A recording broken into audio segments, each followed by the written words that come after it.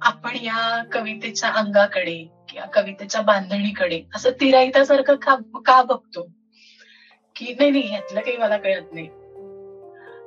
मला फक्त एवढं सांगायचं होतं की तुम्हाला कळतंय, तुम्हाला हे कळत नाहीये की तुम्हाला कळतंय. आणि म्हणून बांधणीच्या कवितांचा गाठ घातला आणि त्याला शिवाजी महाराजांच्या जयंतीचं निमित्त झालं. किती मराठी गोष्टींना शिवाजी महाराजांच्या जयंतीचं निमित्त होत असतं. चालीत जर म्हटली श्लोकाच्या तर शहाच्या पुढती लवेन न लगे याला जहागीर स्थापाया बघतो स्वराज्य चल जा वेड्या अभागीर नात्याचे म्हणती कुलाधम पहा आम्हा करी व्रीडित शार्दूलासच कौतुकास्पद गमी शार्दूल विक्रीडित. आपण संपवतो. तर मला नेहमी वाटायचं की मालिनी वृत्तात पटकन 6 लघु अक्षर येतात तर खूप वेगवान वाटतं ते ऍक्शन दाखवायला वापरलेलं वृत्त, किंवा शार्दूल विक्रीडित मंदाक्रांता पुस्तकीत म्हटलेली आहेत एकदम. त्याच्यात थोड्या मोठ्या संकल्पना सांगायला, मोठी वर्णनं करायला अशी वापरलेली आहेत.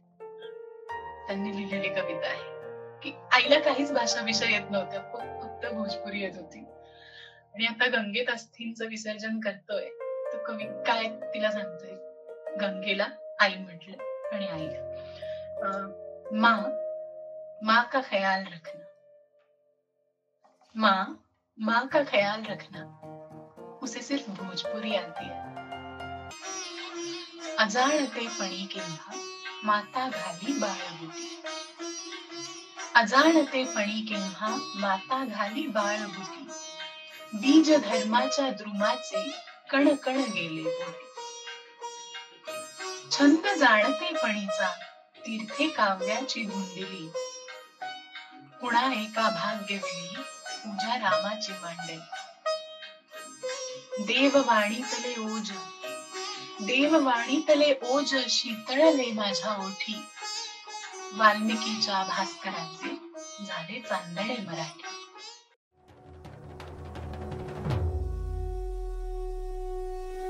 नमस्कार मंडळी, शेफील्ड मराठी सांस्कृतिक मंडळाच्या दुसऱ्या नवदुर्गा पॉडकास्ट मालिकेमध्ये आपल्या सर्वांचं स्वागत.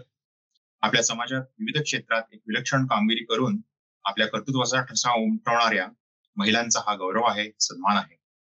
आदिशक्तींच्या अनेक रूपांपैकी एक म्हणजे वाग्देवी, वाणी व शब्दसंपदा यांची अधिष्ठात्री, जिचे नमन अमृणी सुक्तामध्ये केलेले आहे.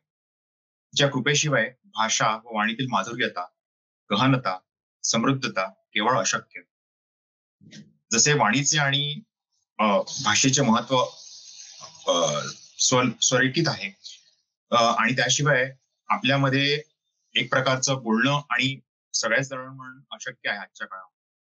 तर त्याचं महत्व आणि त्याचं एक प्रकारे सेवा आणि एक प्रकारे कृपा असलेली आजची आपली पाहुणी आहे. मूळची ठाण्याची, पण आता इंग्लंडमध्ये वास्तव्यास आहे. व्यवसायाने आधी मेडिकल रायटर व आता संपादक. तिचा विविध भाषांमधील अभ्यास, मराठी कवितांबद्दलचे प्रेम व ते बांधणीच्या कविता या युट्यूब चॅनलद्वारे सर्वांपर्यंत पोहोचवणारी अर्निका परांजपे आपली आजची पाहुणी आहे. अर्निकाजी, नवदुर्गा पॉडकास्ट मध्ये आपले हार्दिक स्वागत.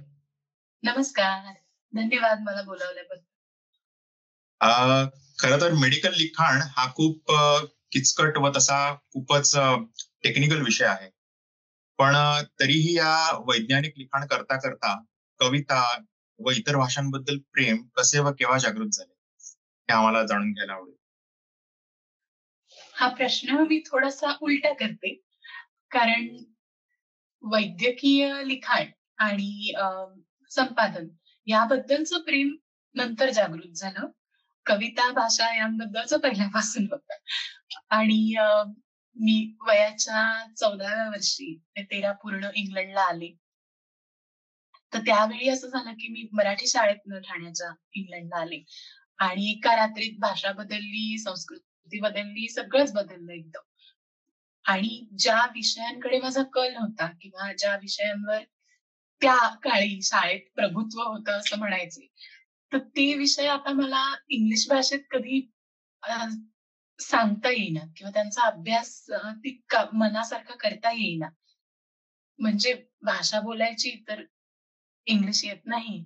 इतिहास समजून घ्यायचा तर इंग्लिश येत नाही. कविता समजून घ्यायच्या, इंग्लिश अजिबातच येत नाही. तर मग आता वळायचं कुठल्या विषयांकडे? तर आपसुकच असं होत गेलं, की माझे जे माझी जी बलस्थानं होती शाळेतली, इंग्लंडच्या शाळेतली, ती विज्ञान, गणित ही होत गेली. कारण त्यांची भाषा कितीही बदलली, तरी सुद्धा अं, तो विषय फारसा बदलत नाही. या किंवा त्या देशात शिकलं तरी. तर म्हणून अकॅडमिकली मी त्याकडे जात गेले, की medical writing, medical editing, biomedical sciences. कारण शाळेमध्ये मार्क त्यात मिळत गेले आणि गोडी त्याचीही लागत गेली हळू-हळू. आणि कडेकडेने भाषांचा, कवितांचा, संस्कृतींचा अभ्यास माझ्या वेगाने मला करता येत होता.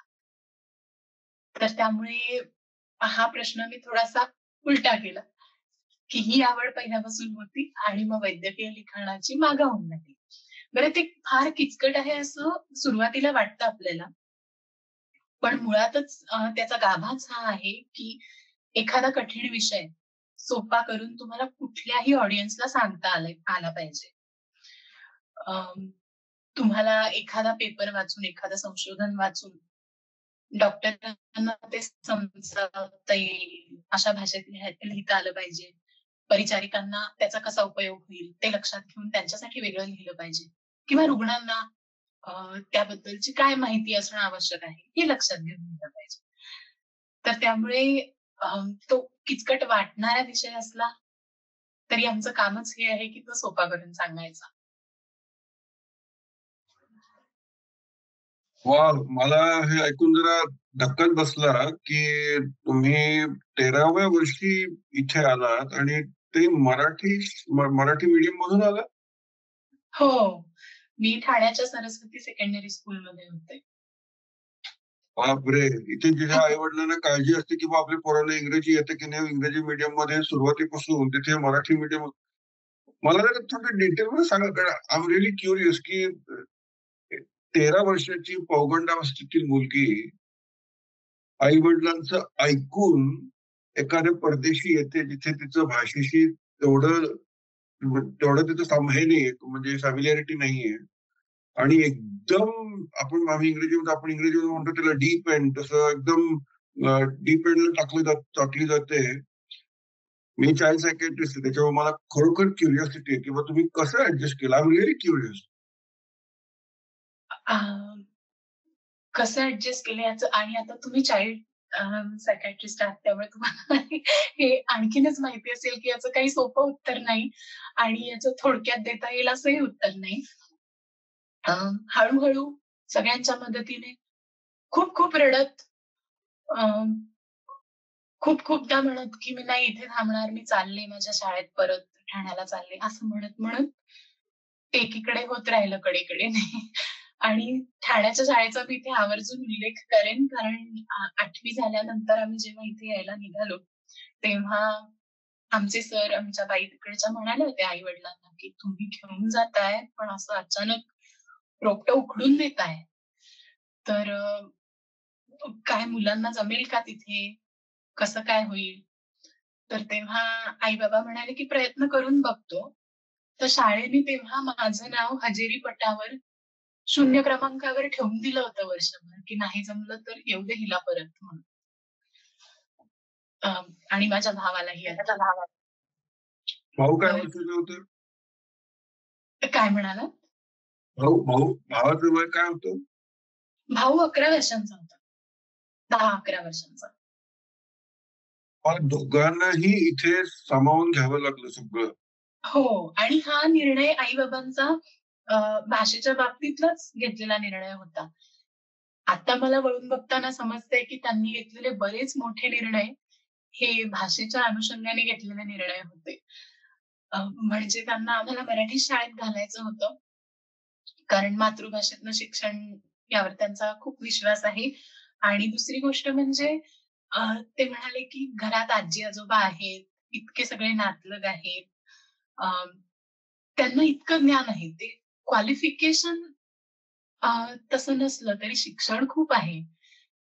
तर असं कधी वाटायला नको मुलांना, की शाळेत जे शिकवतायत किंवा इंग्लिशमध्ये जे घडतंय त्याला अभ्यास म्हणतात आणि बाकी जे मराठीत चाललंय कविता, गाणी, वाचन ते सगळं एक्स्ट्रा करिक्युलर आहे.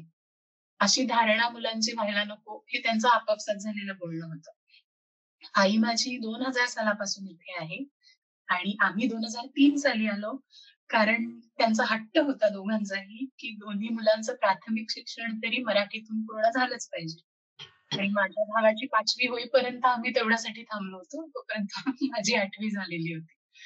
तर आता मी विचार करते, की भविष्यात असा काही प्रसंग असेल आणि मला मुलांपासून माझ्या वेगळं राहायची कधी वेळ आली, तर मी असा कधी विचार करेन का, की फक्त मातृभाषेतून शिक्षण झालं पाहिजे एवढ्या कारणासाठी मी एकटी राहीन आणि ती राहतील तिकडे प्राथमिक शाळा पूर्ण करतील. तर माझं लाजिरवाणं उत्तर नाही असं आहे.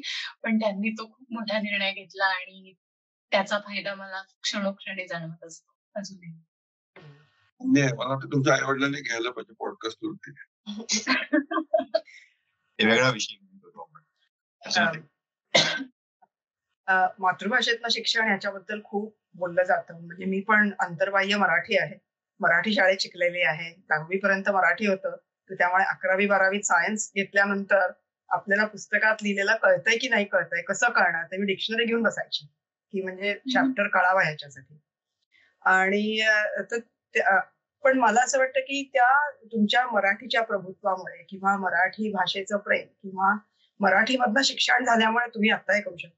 आणि in some ways you have got the best of the both world असं मी म्हणेन ऍक्च्युली खरं तर. कारण एकाच भाषेवरती एका देशामध्ये राहून प्रभुत्व मिळवणं आणि मला बऱ्याच वेळेला तिथे खूप वाईट वाटतं की इथे मराठी कुटुंब जी आहेत ती सुद्धा आपल्या मुलांशी इंग्लिशमध्ये बोलायला सुरुवात करतात की आपल्या मुलांनी मागे पडू नये, त्यांना इंग्लिश यावं, शाळेत कुणी त्यांना हे म्हणू नये म्हणून. त्यामुळे मराठी इतकं कमी बोललं जातं घरामध्ये किंवा म्हणजे त्यांना मराठीत बोललं तरी मुलं इंग्लिशमध्ये उत्तर देतात, असं हे चालू राहतं. एनिवे तो वेगळा मुद्दा आहे. पण या सगळ्या प्रकारामध्ये म्हणजे तू म्हणालीस की तुला तू म्हटलेलं चालेल. हो. तू म्हणालीस की इथे हे चालू असताना बाजूबाजूनी मातृभाषा, त्याच्यात तुझं प्रभुत्व आणि त्याचा सगळा अभ्यास आणि वेगवेगळ्या भाषांमधला अभ्यास. पण याच्यामध्ये कोणाचा इन्फ्लुएन्स तुला असं वाटतं, म्हणजे कोणी असं प्रभावशील आहे का की ज्यांनी तुला जास्त ते उद्युक्त केलं? कारण आता तुझे आणि तुझ्या बाबांचे एकत्र पॉडकास्ट पण मी पॉडकास्ट किंवा युट्यूबवरचे छंदांच्या गोष्टी आहेत त्या पण मी बघितल्या. तर त्यामुळे मला एकदा असं वाटलं की हे अर्थातच घरातलं वातावरण आहे आणि तिथे खूप तो इन्फ्लुएन्स असणार आहे. पण अर्थात तू त्या शाळेतलं मला सांगितलंस की तुला शाळेच्या पटावरनं त्यांनी काढलं नाही. तर त्यामुळे इन्फ्लुएन्सेस कोणाकोणाचे आहेत आणि कसे ते घडले, त्याचा तुला काय उपयोग झाला? नक्की सांगायला आवडेल मला. इन्फ्लुएन्स म्हणजे घरातला प्रभाव खूपच मोठा आणि सबळ होता. आणि आता आपण कसं म्हणालो की मंडळी घरी मुलांशी इंग्लिशमध्ये बोलायला लागतात. तर आमचं इंग्लिश वाईट असताना, वाईट मार्क पडत असताना, अभिप्राय असा येत असताना की अजून इंग्लिशवर म्हणावं तितकं प्रभुत्व म्हणण्यापेक्षा इंग्लिशमध्ये म्हणावी की सहजता आलेली नाहीये. प्रभुत्व वगैरे फार मोठे विषय झाले आणि तेव्हा तर प्रभुत्वाच्या दिशेने वाटचालही नव्हती. तर असं सगळं होत असताना सुद्धा घरात हा विषय कधीच नाही झाला की मग आता आपण घरात इंग्लिशमध्ये बोलायला लागूया का एकमेकांशी? कधीच नाही. चांगलं चांगलं ऐका, चांगलं चांगलं वाचा, बातम्या बघा वगैरे विषय झाले. पण आपण आपापसात इंग्लिशमध्ये बोलूया हा कधी विषयच आला नाही. त्यामुळे घरातलं वातावरण या सगळ्यासाठी खूप बऱ्याच अंशी जबाबदार आहे. पण मी तुम्हाला इतर काही प्रभाव सुद्धा सांगेन. इंग्लंडमध्ये आल्यावर ना इंग्लिश इंग्लिश इंग्लिश असं जे फार असतं आपलं इंग्लंडच्या बाहेर असताना ते कमी झालं. इंग्लंडला आल्यावर एक भाषा म्हणून बघायची जास्त सवय लागली. एक स्टेटस सिम्बॉल किंवा प्रतिष्ठेचं एक काहीतरी मानचिन्ह म्हणून जे काही देशांमध्ये ते बघितलं जातं. तसं बघायची सवय मोडली कारण इथे अनेक भाषा बोलणारी अनेक माणसं एकदम समोर आली आणि त्यांना माझी मातृभाषा डाऊन मार्केट किंवा असं काही वाटण्याऐवजी त्यांना ती खूप ऑथेंटिक आणि एक्झॉटिक आणि असं काय काय वाटायचं. मग व्हायचं असं की इथले सुद्धा इंग्लिशचे शिक्षक म्हणायचे की आपण आज कवितांचा अभ्यास करणार आहोत. आम्ही तुला ही समजावूच कविता, पण जर तुला तुझ्या भाषेतलं काही आणायचं असेल आणि भाषांतर करायचा प्रयत्न करून आम्हाला सांगायचं असेल तर आम्हाला आवडेल, तू हे करत जा. तर मिसेस नोबल, कॅरन नोबल म्हणून माझ्या इंग्लिशच्या बाई होत्या इथल्या. त्यांचा इंग्लंडमध्ये आल्यावरही माझी नाळ माझ्या भाषेशी कायम राहावी यात खूप मोठा वाटा आहे, म्हणून त्यांचं नाव मी आवर्जून घेईन. भारतात असताना घरात आजी आजोबा, आई बाबा, सगळीच मंडळी यांना भाषा किती छान येते यापेक्षा ना भाषेतल्या बारकाव्यांमधून त्यांना किती आनंद मिळतो, किंवा एकत्र जमल्यावर कविता म्हटल्यावर किती मजा वाटते त्या गोष्टीची.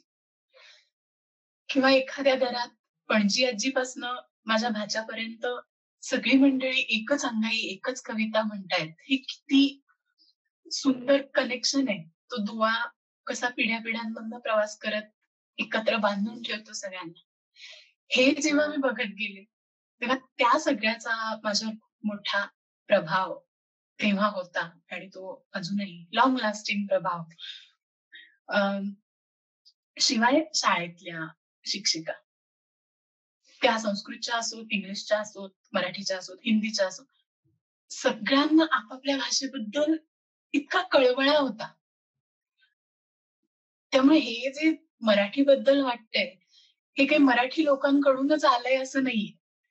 हे ज्या ज्या व्यक्तीला आपापल्या भाषेबद्दल वाटतंय त्यांच्याकडून आलेल्या या गोष्टी आहेत आणि त्यांच्याकडून आलेली एक एक ऊब तुमच्यात निर्माण होते त्या एक संभाषणामध्ये किंवा त्या सगळ्या ग्रुपमध्ये, की या पाठीला काही शब्दच नाही सापडते यार इंग्लिशमध्ये. माझी एक अरब मैत्रीण होती, अरब मैत्रीण आणि मित्र, ते म्हणते इंग्लिश काय मर्यादित आहे नाही भाषा. म्हटलं पण म्हणजे तुम्ही असं का म्हणताय? म्हणे त्यांच्याकडे मग तो शब्दच नाहीये अशा उंटासाठी किंवा सांडणीसाठी जिच्या नाकाला गुदगुल्या केल्यावर ती दूध देते. म्हटलं काय इंग्लिश मध्ये यासाठी शब्द? आणि माझी आपली तक्रार असायची की ऐकवणे, खाऊ घालणे किंवा दाखवणे या सगळ्यासाठी इंग्लिशमध्ये शब्दच नाहीयेत. म्हणजे क्रियापदाचं ते रूपच नाहीये. ऐकणे ठीक आहे, मी तुला एखादं गाणं ऐकवलं हे म्हणू शकत नाही आपण त्यात. तर त्या सगळ्या लिमिटेशन मधनं आम्ही जे एकमेकांना भेटत गेलो, मित्र मैत्रिणी, शिक्षक, विद्यार्थी, तर आमचे एकमेकांवरचे प्रभाव खूप गाढ होत गेले. आणि काही नावं सांगायची झाली तर माझ्या मराठी शाळेतल्या अमिता भागवतबाई, नंदिनी बर्वेबाई, अवचटबाई, शेरे सर, याशी खूप नाव आहेत आणि मी अजून बरीच नावं घेऊ शकते. पण यांचं भाषेवरचं प्रेम मला विशेष भावलं आणि ते अजूनही माझ्यात आहे की आनंद घ्यायचा तर तो कसला घ्यायचा. छान. मला तुम्ही इंग्रजी भाषेबद्दलची मर्यादा मला वाटतं चुपके चुपके सिनेमामध्ये त्या पात्रामध्ये खूप सुंदर डायलॉग होता तो अजूनही मला वाटतं सगळ्यांच्या लक्षात असेल की इंग्रजीमध्ये TO2 असतं, DO2 असतं, तर जिओ गो कसं काय होतं. त्यामुळे या भाषेच्या मर्यादा तिथे अशा हे होतात आणि तो सीन अगदी कायम आपल्या पिढीला लक्षात राहिलेला आहे. अर्चनाताई? मराठी म्हणजे ती मर्यादा आहे. म्हणजे असं पण इंग्लिशमध्ये म्हणू शकत नाही की कृष्ण हा यशोदेचा कितवा मुलगा, तर कितवा असं म्हणताच येत नाही इंग्लिशमध्ये की हा कितवा मुलगा आहे तिचा. तुम्ही म्हणजे असं चपकल त्याला one word to one word असं भाषांतरच नाहीये त्याला. त्यामुळे तू म्हणालीस की काही गोष्टी ज्या आहेत त्या म्हणताच येत नाहीत इंग्लिशमध्ये किंवा त्याला चपकल प्रतिशब्द नाही की तो मतितार्थ त्याचा एक्झॅक्टली त्याच्यातनं कन्व्हे होईल. म्हणीला आपल्या भावविश्वाशी पूर्णपणे जोडलेली ती भाषा नसल्यामुळे. पण माझं इंग्लिशवर हे भयंकर प्रेम आहे. मला फार आवडते भाषा, तिची लवचिकता आणि बऱ्याच गोष्टी सामावून घेण्याची क्षमता. त्यामुळे भाषा आवडत नाही हा मुद्दा नाही, पण मी मध्यंतरी लिहिलं होतं की इंग्लिश ही आता जगाची स्टेपल भाषा सध्या तरी आहे आणि त्या भाषेत बऱ्याच गोष्टी शक्य होतात. त्या भाषेमुळे बऱ्याच संस्कृती, बरीच माणसं समजून घेणं शक्य होतं. बरेच विषय समजून घेणं शक्य होतं. बरोबर. त्यासाठी इंग्लिशने स्वतःला घडवलेलं आहे. 500 वर्षांपूर्वीपर्यंत इंग्लिशचं काही विशेष प्रस्थ नव्हतं. तर स्वतः इंग्लंडमध्ये म्हणायचे, की कशाला पोरांना इंग्लिश शिकवण्यात वेळ घालवताय, लॅटिन शिकवा, फ्रेंच शिकवा. त्या जगाच्या भाषा असणार आहेत. इंग्लिश कुठेतरी इंग्लंडच्या दक्षिणेकडे काही काही भागांमध्ये बोलली जाते आणि त्या भाषेसाठी हात धरण्यात काही अर्थ नाही. ही 500 वर्षांपूर्वीची परिस्थिती होती.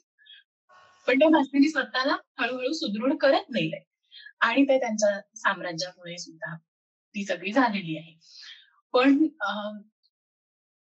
आपल्याला जीवनात भात, पोळी, बटाटा ही जशी कार्बोहायड्रेट्स असतात, पिष्टमय पदार्थ, तर त्यातून जी गरज भागते शरीराची, ती कुठेही कुठल्याही कार्ब मधून भागू शकते.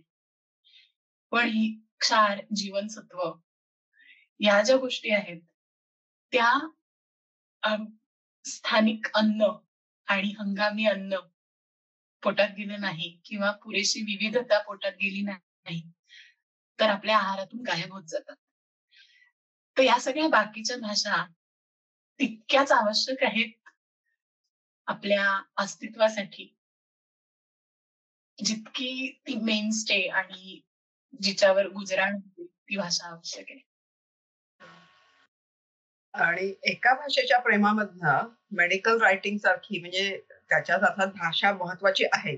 आणि तू जसं म्हणालीस की कुठल्या तुमचा ऑडियन्स ग्रुप किंवा टार्गेट ग्रुप काय आहे त्या ग्रुप प्रमाणे तुम्हाला ती भाषा बदलून ते राईटअप करायला लागणार आहे की तुमचा बरोबर जो काय संदेश त्याच्यातनं आहे तो त्यांच्यापर्यंत पोहोचेल आणि तो पोहोचून घेण्याची त्यांच्याकडे इच्छा निर्माण होईल. नाहीतर काय राईटअप म्हणजे इतकी जर्नल्स दररोज प्रसिद्ध होत असतात आणि त्याच्यातल्या किती आपण ऍक्सेस करतो आणि किती त्यातली महत्वाची आपल्याला वाटतात आणि किती काही असतात ती क्लिष्ट असतात डेटा त्यातला काहीचा नसतो.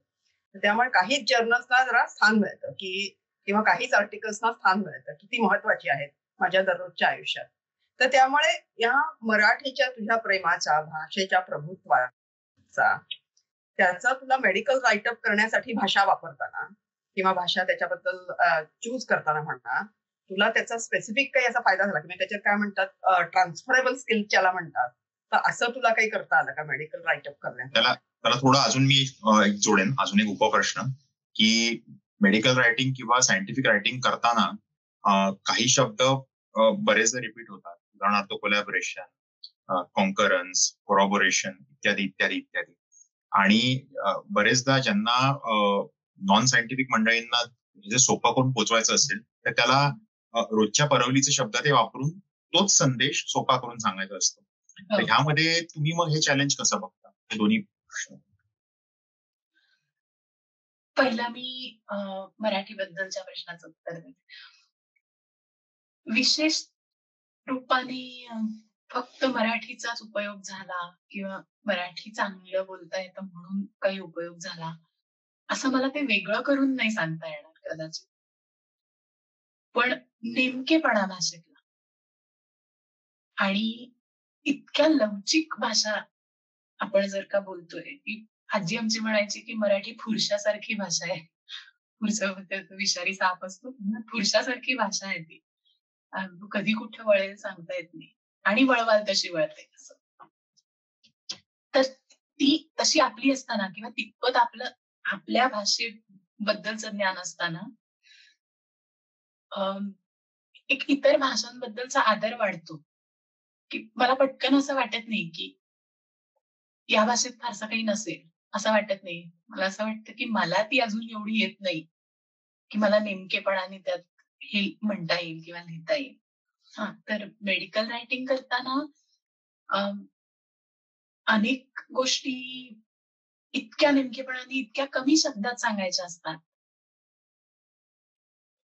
की मराठीमुळे ती कदाचित एक सवय लागली असेल की आत्ता इथे कुठला शब्द अपेक्षित आहे आणि हाच शब्द अपेक्षित आहे का हा विचार करायची कुठेतरी सवय लागलेली असेल. पण तशी सवय होती म्हणून इथे जास्त उपयोग झाला असं मला ठामपणे आत्ता तरी सांगता येणार नाही. मी त्याचं असं पृथक्करण केलेलं नाही.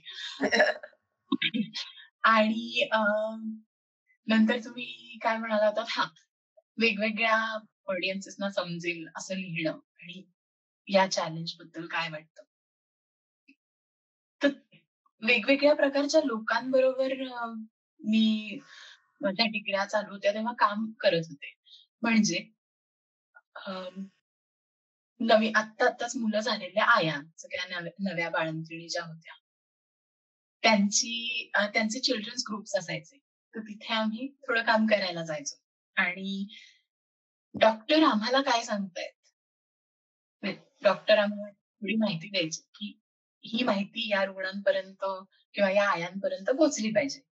तर त्यांनी दिलेलं इतक्या क्लिष्ट भाषेत असायचं आणि आम्हाला असं वाटायचं की मास्टर्स करताना सुद्धा आपल्याला हे समजायला जर का 2 तास लागत असतील, तर ज्यांचा या विषयाशी काही संबंध नाही, त्यांना हे का का समजेल, हे कसं समजेल. आणि हा विषय शिकताना किंवा यात पुढे पुढे ट्रेनिंग घेत असताना एक महत्वाची गोष्ट लक्षात ठेवण्यासारखी असते. आम्हाला असं सांगतात की कोणीही तुमचा प्रेक्षक वर्ग, वाचक वर्ग असू दे, पहिल्या परिच्छेदात तुम्ही त्यांना खेचून घेतलं पाहिजे. कोणीही असू दे. पंडिताची पगडी आणि सामान्याचं अंतःकरण आपल्याकडे म्हणतात ना तसं. तर ते लिहिण्यात, ते सोपं करून सांगण्यात कमीपणा वाटून घेऊ नका. की काय मी असं वाटतं ना की मोठे मोठे शब्द वापरले, मोठी मोठी पल्लेदार वाक्य वापरली की काय किती आपल्याला आलंय असं दाखवता येईल. ते सोपं करून सांगणं जास्त कठीण आहे.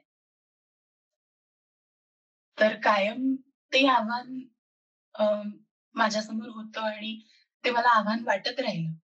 मी तुम्हाला या निमित्ताने एक गंमत सांगू का? थोडीशी वेळ असेल आपल्याकडे तर. कॉलेजमध्ये एसेज लिहायला सांगताना, जे मी बायोमेडिकल सायन्स शिकत होते आणि तेव्हा त्या विषयात काही एसेज लिहायचे असले की ते लिहायला सांगताना सर आम्हाला म्हणायचे की एक लक्षात ठेवा, तुमचे एसेज परत आले की त्यातली वाक्य मी सगळ्यांना लेक्चरमध्ये स्क्रीनवर दाखवू शकतो. मी आधीच सांगून ठेवतोय. तर आम्हाला वाटलं काय दाखवतात, म्हणजे वाईट असलेले एसेज दाखवणार आहेत का सुंदर उदाहरण म्हणून दाखवणार आहेत, काय दाखवणार आहेत? तर त्यांनी काय केलं होतं, 2-3 महिने आम्हाला सगळ्या असाइनमेंट्स देऊन त्या गोळा केल्या आणि मोठा एक त्याचा अनालिसिस केला. आणि त्यांनी काय दाखवलं की ज्यांची मातृभाषा इंग्लिश आहे किंवा ज्यांचं आता इंग्लिशवर पुरेसं प्रभुत्व आहे, त्या सगळ्यांची भाषा जास्त सोपी आणि नॉर्मल लांबीची वाक्य अशी होती. म्हणजे 20 शब्द किंवा 20पेक्षा कमी. आणि ज्यांची मातृभाषा इंग्लिश नव्हती किंवा जे ती अजून शिकत होते, अंगवळणी पडत होती त्यांच्या, त्या सगळ्यांच्या निबंधामध्ये इतके लांब लांब वाक्य, इतके मोठे मोठे शब्द होते की ते आपण दाखवायला जातो की येतंय मला आणि हा विषय क्लिष्ट आहे म्हणजे मी क्लिष्टच लिहिलं पाहिजे. तर तिथेच त्यांनी आमची ती खोड मोडायचा प्रयत्न केला होता. ते मेडिकल रायटिंगशी तेव्हा काही संबंध नव्हता, पण ते म्हणाले की कळेल असं लिहा, कोण वाचतंय, कशासाठी वाचतंय आणि तुम्हाला यातनं काय संदेश पोहोचलेला हवाय ते डोक्यात ठेवून लिहा. इथे कोणीही तुमच्या भाषेचा प्राज्ञपणा तपासायला आलेलं नाहीये. दुसऱ्या वाक्यात संपेल सगळं. शिक्षक हाच गुरु हे अगदी खरं आहे आणि छान, म्हणजे छान किस्सा आहे तो. पण मला एक सांग की तुला तर वेगवेगळ्या भाषांवरती लिखाण आहे, संशोधन आहे, तर आम्हाला सगळ्यांना नेहमी कुतूहल असतं की बुवा संस्कृत आणि ग्रीक, कारण हे दोन्ही पुरातन हे सिव्हिलायझेशन आहे.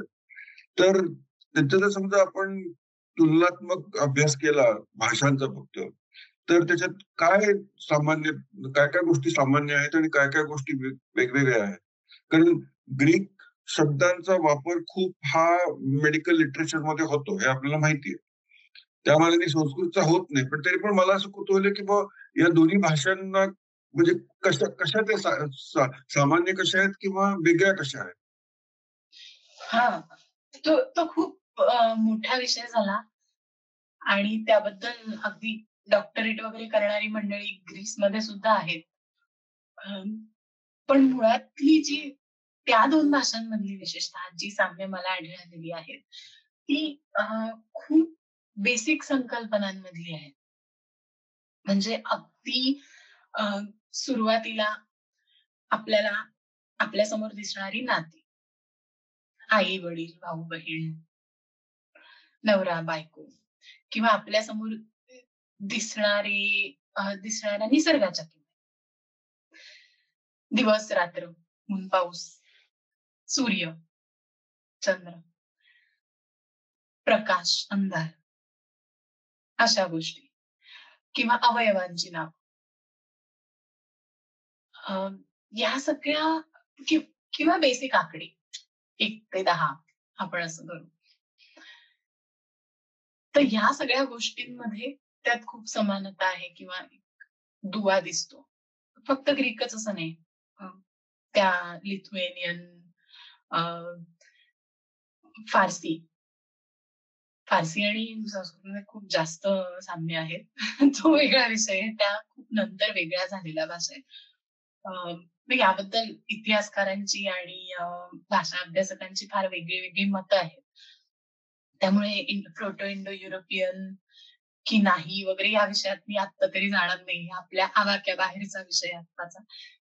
पण मला जाणवलेली साम्य अशी की या ज्या सगळ्या मानवी वसाहती तिकडे तयार होताना असलेल्या अगदी बेसिक गोष्टी आहेत आपल्या आजूबाजूच्या, त्यांच्या वर्णनात, त्यांच्यासाठी असलेल्या शब्दात यात खूप साम्य आहे. आणि संस्कृत मेडिकल लिटरेचर मध्ये वापरली जात नाही असं तुम्ही म्हणालात, पण आयुर्वेदात तर पूर्णपणे ती आहेच वापरली जाते. आणि इंग्लिश लोकांसाठी म्हणजे इंग्लिश आणि युरोपातल्या भाषा या खूप ग्रीक फेसिंग आहेत. त्यांच्यासाठी आपण क्लासिक्सचा अभ्यास करूया म्हणजे ग्रीकचा करूया म्हणजे लॅटिनचा करूया असं असल्यामुळे त्यांनी त्या भाषांकडनं जास्त घेतलेलं आहे.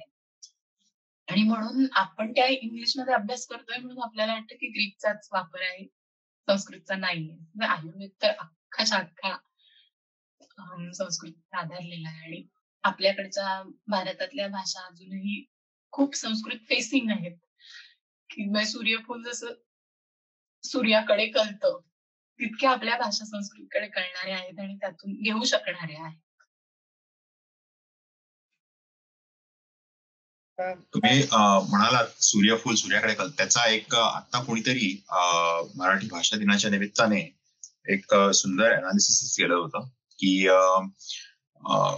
सगळ्या भारतीय ज्या प्रमुख भाषा आहेत, बोलीभाषा सोडल्या तर 18 ते 20 ज्या आहेत, त्यापैकी संस्कृत शब्द जसे तसे किंवा संस्कृतात शब्दाचा थोडासा कानामात्रा मोडलेले शब्द कुठल्या भाषेत सर्वात जास्त आहेत. तर त्यात आपल्याला जाणून घ्यायला आवडेल की मराठी सगळ्यात वर येते.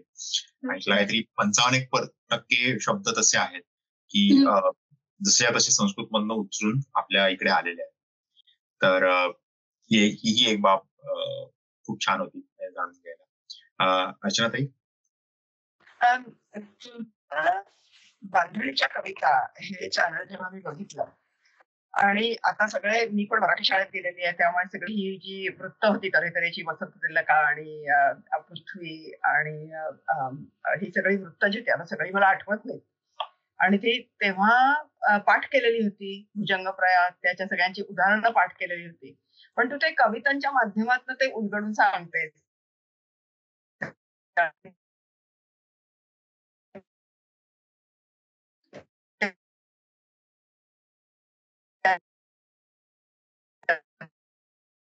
इंटरनेट आणि त्याचा तुमचा ऑडिओ जरा गेला होता मध्ये. ओके, आता येतंय का? हा, पुन्हा विचारा प्रश्न. ओके, हा.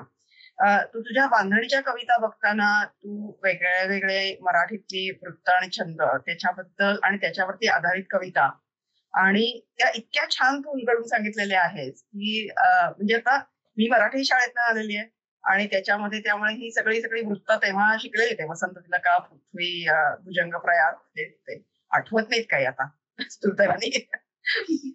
पण ते एखादं वृत्त तयार करण्यामागचं बेसिक एक कॉमन हे आहे, क्रिकेटची भाषा हे मालती वृत्त ना, नाही मालिनी. तर मालिनी. तर त्यामुळे मला इतकी मजा वाटली ते ऐकून, ऍक्च्युली म्हणजे मी ते ऐकतच राहिले खरं तर. तर त्याच्या मागची तुझी प्रेरणा कशी आली? म्हणजे ठीक आहे, मराठी भाषेचं प्रेम आहे, इतर भाषांबद्दल प्रेम आणि आदर आहे, मराठीमध्ये प्रभुत्व आहे, पण तरी ही खूप वेगळी वाट आहे ऍक्च्युली. म्हणजे मराठी कविता ऐकणं, मराठी साहित्य वाचणं, त्याचं विश्लेषण करणं, पण त्याच्या पलीकडे जाऊन तू ते केलेलं आहे. तर त्याच्या मागचा तुझा काय हेतू काय होता? आणि त्याला एक मला उपप्रश्न विचारायचा, पण त्याच्या मागची तुझी प्रेरणा आणि म्हणजे मला ते ऐकून, म्हणजे मी ऐकतच राहीन कित्येक तास ते, असं माझ्या लक्षात आलं ऍक्च्युली. आणि बऱ्याच कविता ओळखीच्या असल्यामुळे तर अय्या हे मला माहिती आहे असं झालं ते ऍक्च्युली. माहित गमती म्हणून सांगतो, अर्चनाताई आमच्या मराठीमध्ये लिहिलेल्या संदेशांमध्ये शुद्धलेखनाच्या चुका शोधून काढतात अजूनही. संपादिका आहेत का फक्त तुमच्या? पुण्याचे म्हणून नाही, फक्त पुण्याचे म्हणून नाही, तुझं मराठी चांगलं म्हणून.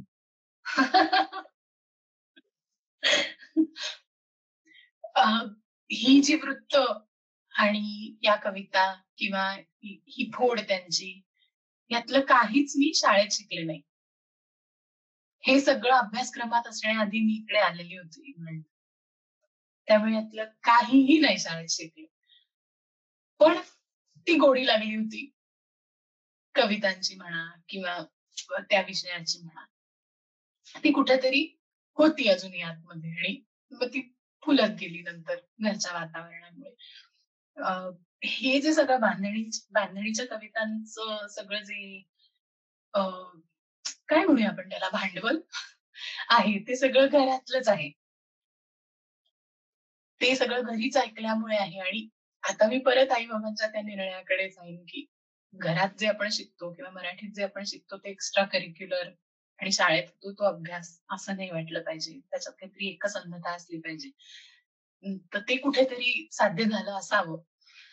आणि शाळेत कधी न शिकल्यामुळे मला तो अभ्यासाचा विषय किंवा परीक्षेत लिहायचा विषय असा कधीच नाही वाटला, नव्हताच माझ्यासाठी तो. घरात येता जाता कोणीतरी कविता म्हणायचं, चाल एकसारखी वाटली की आम्ही विचारायचो की हे काय आहे, वृत्त काय आहे. आणि हळूहळू हे समजत गेलं की वृत्त, छंद वगैरे आपल्याला क्लिष्ट जरी वाटत असली तरी ते कसं होतं, आपण डोंगर माथा बघतोय म्हणून आपल्याला ते असाध्य वाटते, पण पायथ्याची वाट दिसली तर हळूहळू चालत जाऊ शकतो की पुढे, अशातला प्रकार. आणि ही सगळी वृत्त ना आपल्याला शब्द आणि कविता सोप्या जाव्यात, त्या लक्षात राहाव्यात म्हणून केलेली सोय आहे. ते जास्त कठीण जावं म्हणून केलेली सोय नाहीये ती. ते जास्त कॉम्पॅक्ट व्हावं म्हणून आपल्याला सारांश त्याचा खूप प्रभावीपणे पुढे नेता यावा म्हणून केलेली ही सोय. कारण आपल्या मेंदूला लय असलेल्या गोष्टी, रेपिटेशन असलेल्या गोष्टी या जास्त सहज लक्षात राहतात. आणि लिखाण बिखाण या सगळ्या खूप नंतर आलेल्या गोष्टी आहेत. पूर्वी पाठांतर, आणि पूर्वी म्हणजे 50 वर्षापूर्वी नव्हे तर काही हजारो वर्षांपूर्वीपासून मुळात पाठांतर, गोष्टी सांगणे, बोलणे यातूनच ज्ञान पुढे येत गेलंय. आपल्याकडे खूप सुविद्य व्यक्ती असेल किंवा इंग्लिशमध्ये ज्याला वेल रेड म्हणतो तसं कोणी असेल तर आपल्याकडे त्याला वेल रेड नाही, बहुश्रुत म्हणतात. ही खूप विविध गोष्टी ऐकलेली व्यक्ती. तर हे ऐकणं म्हणजे तुम्हाला एखादा तुमचा शाळेतला धडा लक्षात राहतो की कवितेच्या 2 ओळी लक्षात राहतात, ते आपल्या मेंदूचं वायरिंग आहे. आपल्याला लय आवडते, आपल्याला परत परत येणाऱ्या गोष्टी जास्त लक्षात राहतात. तर म्हणून कवितांबद्दल एक आकर्षण निर्माण झालं. आणि दुसरी गोष्ट म्हणजे माझा स्वभाव, किंवा तुम्हाला माझ्या उत्तरांवरनं कल्पना आली असेल की माझा स्वभाव जरासा बोलगेवढा आहे. तर त्यामुळे कवितांबद्दल मला भयंकर फॅसिनेशन वाटतं की 2 ओळी म्हटल्या आणि संपलं सगळं. विषयच झाला यांचा. आपण किती वेळाचे बोलतोय. तर ती कविता ही खूप श्रेष्ठ कला आहे. दुधाऐवजी बासुंदी समोर येण्यासारखी आहे कविता. तर ते आटीव, तितकं घट्ट, तितकं रेखीव लिहिता येणं मला फार वरच्या दर्जाची कला वाटते. म्हणून ही कवितांबद्दलचं आकर्षण. तर ह्या दोन्ही गोष्टी एकत्र करता मला सतत वाटायचं की हे जे काही घटक आहेत, चाल आवडणं, ताल आवडणं, हे आपल्या सगळ्यांमध्ये आहे. मग आपण या कवितेच्या अंगाकडे किंवा कवितेच्या बांधणीकडे असं तिराइतासारखं का बघतो? की नाही ह्यातलं काही मला कळत नाही. तर मला फक्त एवढं सांगायचं होतं की तुम्हाला कळतंय, तुम्हाला हे कळत नाहीये की तुम्हाला कळतंय.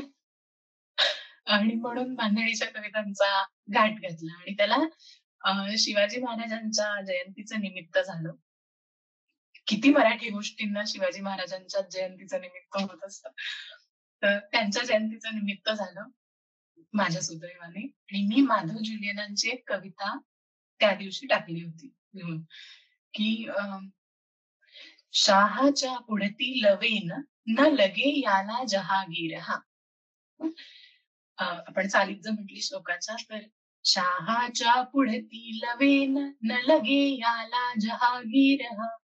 स्थापाया बघतो स्वराज्य चल जा वेड्या अभागीर. नात्याचे म्हणती कुलाधम पहा आम्हा करी व्रीडित. शार्दूलासच कौतुकास्पद गमे शार्दूल विक्रीडित. की महाराजांबद्दल जे त्या काळी बोललं जात होतं की हा कुणाही समोर न झुकणारा माणूस, त्याला कोणाची जागीर नको, कोणाचे सुभे नको, त्याला स्वराज्य हवं. आणि आपलीच माणसं आजूबाजूची म्हणतायत की खूळ लागलाय की काय तुला, असलं काही होत नसतं. चल जा वेड्या अभागीरा नात्याची म्हणती कुलाधम पहा आम्हा करी व्रीडित. त्याची इतर भाषांच्या चाकरीत असलेली आपलीच माणसं होती. ती म्हणत होती की ह्याचं सगळं वर्तन जे आहे ते आम्हा करी व्रीडित, लज्जित करतंय. पण शार्दूल असंच कौतुकास्पद गमे शार्दूल विक्रीडित. हे वाघाचे खेळ वाघालाच रुचणारे आणि पचणारे आहेत. तर अशी माझ्या त्या फार आवडत्या ओळी आहेत. मी त्या पोस्ट केला तेव्हा सगळे म्हणायला लागले की अरे काय सुंदर कविता आहे, इतकी आवडली. ते वृत्तवित्त मला काही माहिती नाही, पण कविता छान आहे. आणि ते वृत्तवित्तातलं काही कळत नाही, कविता मस्त. म्हटलं की कसं कळत नाही, कळतही हे कळत नाही. ती चिनी मधली एक म्हण आहे की those who know but no not that they know are asleep, wake them. तर तशातला थोडा भाग झाला. आणि मुळात या सगळ्या कवितांबद्दल गप्पा कुणाशी मारायच्या, घरच्यांशी तर मारून मजा येतेच, पण तो एक मेळ घाला आणि त्याचा प्रेक्षक वर्ग वाढवावा असं मला वाटलं, म्हणून सुरुवात केली. खूप छान. तुम्ही आता शेवटची जी म्हण म्हणालात की एका सुंदर उमललेल्या फुलाचा गंध येतो, पण तो गंध मुळात का येतो हे जर कळत नाही. आता आपण सगळे सायन्स फील्ड मध्ये असल्यामुळे अरे हा अमुक अमुक कंपाऊंडचं सिग्नेचर आहे, ते अतिशय असं वृक्ष अनालिसिस करून टाकतो. पण हा, आणि त्याच्यामुळे तुमच्या नाकाला अमुक काही गंध छान लागतात, अमुक काही गंध आवडत नाही, हे झालं. पण आमरसाची चव आणि एका पारिजाताचा सुगंध तो का आवडतो, तर आवडतो, जनरली सगळ्यांना आवडतो. तसंच त्याच पद्धतीने तुम्ही सांगितलं. दुसरा मला त्यातला एक अतिशय तरल प्रश्न विचारायचा आहे. मी आता महाराजांची जी शार्दूल विक्रीडितला एक हे सांगितलं, महाराजांमधले असलेली लढाऊ वृत्ती आणि त्याचा शार्दूल अर्थात वाघ यांच्याशी केलेली तुलना खूपच इंट्युएटिव्ह अर्थात समर्पक ठरते. आणि त्याचप्रमाणे आपल्या अनेक स्तोत्र आणि याच्यामध्ये सुद्धा शार्दूल विक्रीडितांमध्ये सुरुवात होऊन नंतर अनुष्टुभामध्ये येतं बरेचदा. उदाहरणार्थ रामरक्षण, ध्याये दाजानुबाहु धृतशरधनुषं बद्ध पद्मासनस्थं, आणि त्यानंतर मग पूर्ण रामरक्षा बऱ्यापैकी ह्याच्यामध्ये अनुष्टुपातच आहे. तर छंद आणि त्याच्याबरोबर येणारे भाव हे ह्याचं तुम्ही कधी तुम्हाला जाणवलंय का की काही पोवाडा असतो तो नेहमी वीररसातच असतो. एरवी ते शब्द आपण वेगळे काढले तर त्यात काही वाटणार नाही, पण तो पोवाडा असल्यामुळे अंगात वीरशी संचार आणि तेच शब्द पुन्हा कुठेतरी आणखीन एका काव्यात आले आणि तो राग तसा वेगळा झाला, ते दुःखही येतं. शब्द तोच, पण वृत्त, छंद आणि सूर बदलले की ऐकणाऱ्याच्या किंवा बघणाऱ्याच्या मनातले भाव बदलतात. ह्याबद्दल तुम्ही कधी ऑब्झर्वेशन केलंय किंवा तुमचा काही विचार, अनालिसिस? हो. याबद्दल याचं निरीक्षण करत करत गेले आणि आता तुम्ही रामरक्षेचा उल्लेख केलात म्हणून मी पहिल्यांदा सांगते. आता तुम्हाला बांधणीच्या कवितांवर रामरक्षेतली सगळी वृत्त वगैरे सापडतील. तुम्ही जे म्हणालात ते श्रद्धारा वृत्त होतं, ध्यायेदाच्या अनुभवापासून सुरू झालेलं. मग बरीचशी रामरक्षा अनुष्ठुप छंदात आहे, पण त्यात इतर 8 एक वृत्त आहेत. आणि शेवटी शार्दूल विक्रीडिताने आपण संपवतो.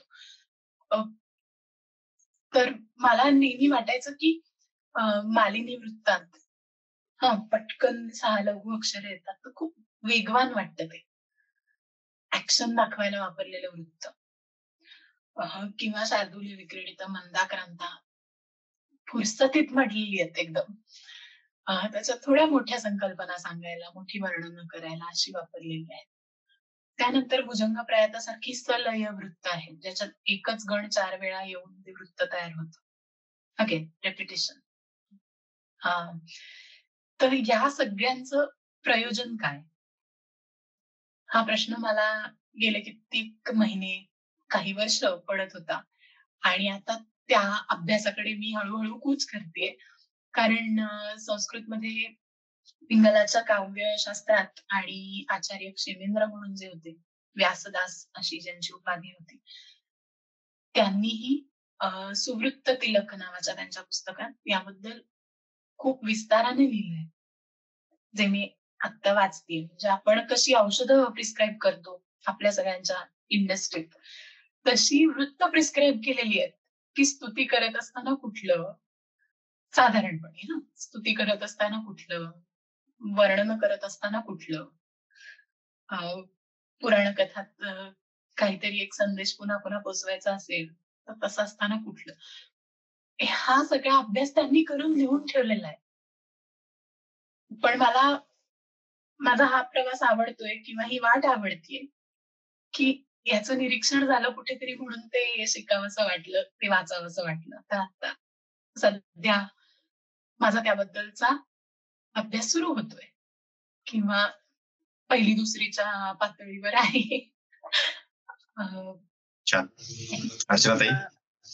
हो, म्हणजे तू थोडासा त्याचा उल्लेख केलास, कारण मी आता तोच एक विचार करत होते की मराठी सिनेमातली गाणी किंवा नाट्यगीतं किंवा कुठलीही भावगीतं आणि त्याला दिलं जाणारं संगीत, तर त्यामुळे तू आता जे म्हणाल की प्रत्येक एखाद्या ऍक्शन किंवा जो एखाद्याही काय त्याचा कंटेंट आहे तो डिलिव्हर करण्यासाठी म्हणून एक स्पेसिफिक वृत्ताचा उपयोग होतो, कारण ते मीटर आहे त्याचं आणि त्याच्यातनं त्या गोष्टी नीट चांगल्या पद्धतीने कन्व्हे होतात. म्हणजे जसं रागांचं आहे की बहुसंख्य अभंग जे असतात ते भीमपणाच रागात असतात, तर तसं जे आहे, तर त्यामुळे सध्याच्या गीतकारांनी किंवा संगीतकारांनी या गोष्टीचा जरा विचार करायला पाहिजे, असं नाही का वाटत तुला, की आपण जे काव्य बांधतो आहोत ते त्या वृत्तात बसणं आणि संगीतकारांनी त्या वृत्ताला, त्या काव्याला तशा पद्धतीच्या संगीताने न्याय देणं.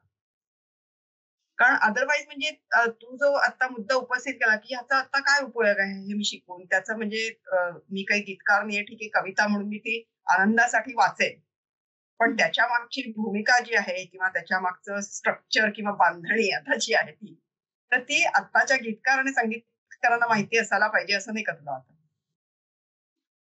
हो, वाटतं ना, पण माहिती आहे असंही वाटतं किंवा अनेक जण त्या वाटेकडे वळतायत, जातायत असंही वाटतं. पण ते आता अनेक माध्यम आणि भरभराटीला आलेला बाजार वगैरे या सगळ्यातनं चाललेलं मंथन आहे.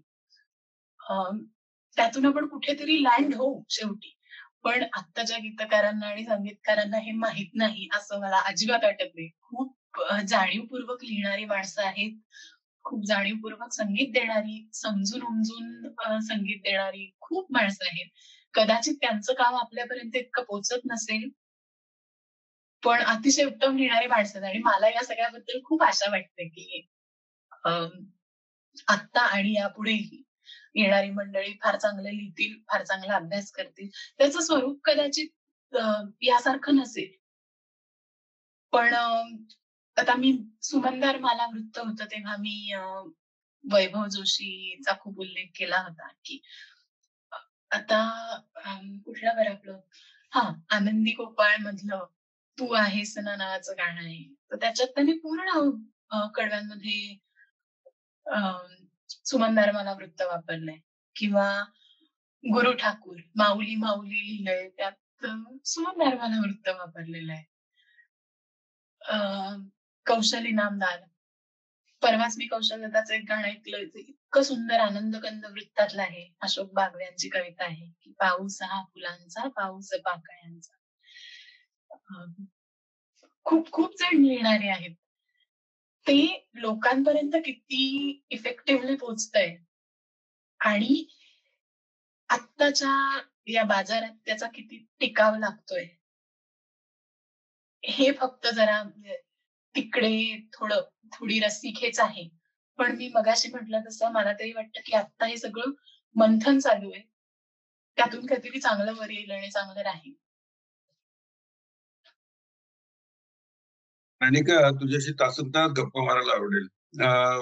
मला एक सांग की आता पुढची मोहीम काय? कारण तू एवढ्या कमी वेळामध्ये एवढं सगळं साध्य केलं तर आमच्यासारख्या लोकांना खरोखर कुतूहल आहे की बाबा आता अर्णिकाची पुढची मोहीम काय आणि काय काय टप्पे आहेत आयुष्यामध्ये पुढे?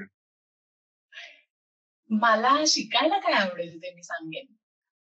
टप्पे तर कोणालाच नाही माहिती. हे जे सगळं वृत्तशास्त्र छंदशास्त्र आहे हा समुद्र आहे. त्याच्यात डुबक्या घेत राहता येऊ शकतं आणि मला ते करत राहायला फार आवडेल.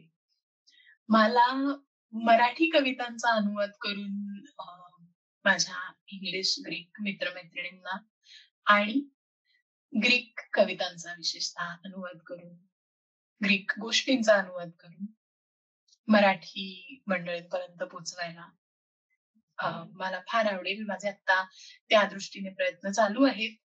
त्या प्रयत्नांना थोडीशी शिस्त आणि थोडीशी दिशा यायची गरज आहे, पण ते मी आता करेन, मनावर घेईन जास्त. आणि भाषा आता वेगळ्या भाषा म्हणालात तर तामिळ आणि स्वाहिली या 2 काहीतरी करून शिकायची किंवा त्या भाषांबरोबर थोडासा वेळ घालवण्याची माझी फार इच्छा आहे. बाकी पुढे बांधणीच्या कविता मला नव्या जोमाने चालू ठेवत राहायला तर फारच आवडेल.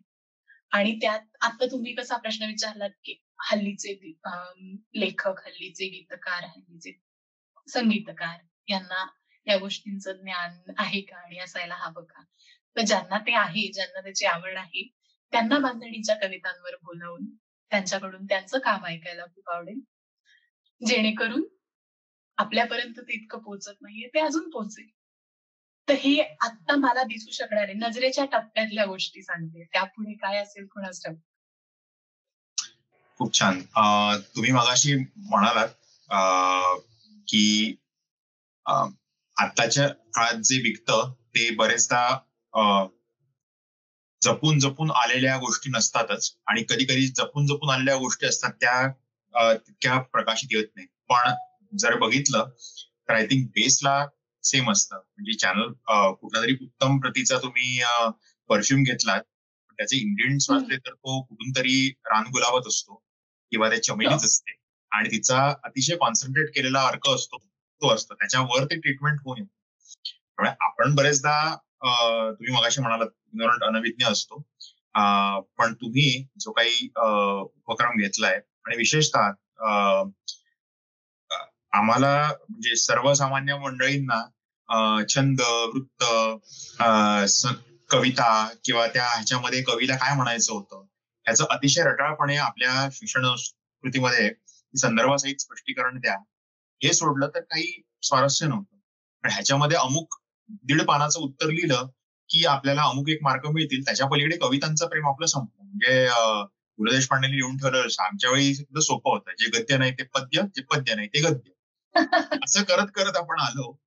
पण तुम्ही पुन्हा त्यामध्ये हळुवारपणे फुंकर घालून बांधणीच्या कविता आणि तुमच्या वेगवेगळ्या भाषांवरचा अभ्यास बघून ज्यांना जी आवड असेल ती, आणि ज्यांना माहित नाहीये, पण तो थीम राहिलेली आहे आपल्या ह्याच्यामध्ये, ज्यांना माहित नाहीये सौंदर्य आपण रोज वापरतो, ते पुन्हा नव्याने जाणून घेण्याची तुमच्यामुळे संधी मिळते. तर पुढील वाटचालीसाठी मंडळातर्फे खूप खूप शुभेच्छा. आणि हे तुमचा ज्याप्रमाणे अभ्यास आहे आणि ज्याप्रमाणे तुमचा कवितांचा आहे, मला आमच्याशी इच्छा आहे की या पॉडकास्टची सांगता सुद्धा तुम्ही एखाद्या तुमच्या आवडत्या कविता किंवा वृत्तांनी किंवा करावी. आणि मला अजून एक सांगायचं आहे की आता इतकं शुद्ध आणि गोड आणि रसाळ मराठी ऐकायला मिळणं हे इतकं दुर्मिळ झालेलं आहे ना. तेव्हा तुझ्या चॅनलचं, तुझे हे युट्यूब चॅनल बघताना मला ते सर्वात अत्यंत भावलं ऍक्च्युली, की इतकं कमीच शुद्ध आणि चांगलं मराठी बोललं जातं. म्हणजे दूरदर्शन किंवा पेपरमध्ये जे शुद्ध लेखनाचे खून पडतात ते तर बघायलाच नको. म्हणजे मला खूप ओरखडे उठतात माझ्या अंगावरती त्याने खरं तर. पण त्यामुळे तुझी भाषा ऐकताना मला इतकं समाधान वाटलं खरं तर ऍक्च्युली. धन्यवाद. मला खूप आनंद झाला हे ऐकून, खूपच जास्त. आवडती कविता मी, ठीक आहे, मी 2 कवितांचा पटकन उल्लेख करते. एक जी पहिली आहे ना, ती अगदी 3 ओळींची आहे आणि ती केदारनाथ सिंग म्हणून कवी आहेत.